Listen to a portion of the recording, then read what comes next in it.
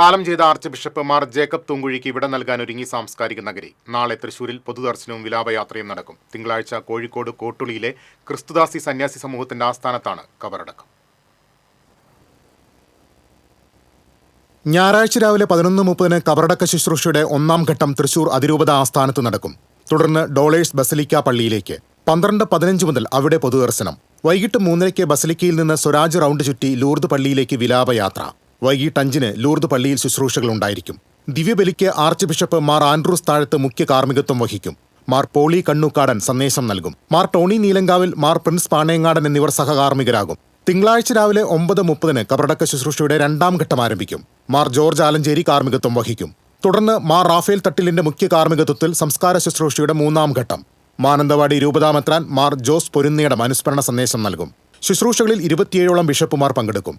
Lourdes പള്ളിയിൽ സംസ്ഥാന സർക്കാർ ഔദ്യോഗിക ബഹുമതികൾ അർപ്പിക്കും. ഉച്ചയ്ക്ക് 1 മണിയോടെ ഭൗതികദേഹം കോഴിക്കോട്ടേക്ക് കൊണ്ടുപോകും. 4 മുതൽ 6 വരെ ദേവഗിരി സെന്റ് ജോസഫ് ദേവാലയത്തിൽ പൊതുദർശനം. 6:30 കോട്ടുളിയിലെ ക്രിസ്തുദാസി സന്യാസി സമൂഹത്തിന്റെ ആസ്ഥാനമായ ഹോം ഓഫ് ലവ് ജനറലൈറ്റിലേക്ക് കൊണ്ടുപോകും. അവിടെ കബറടക്ക ശുശ്രൂഷയുടെ സമാപന തിരുക്കർമ്മങ്ങൾ നടക്കും. ശുശ്രൂഷ നടക്കുന്ന തിങ്കളാഴ്ച തൃശൂർ അതിരൂപതയിലെ എല്ലാ സ്ഥാപനങ്ങൾക്കും അവധി പ്രഖ്യാപിച്ചു.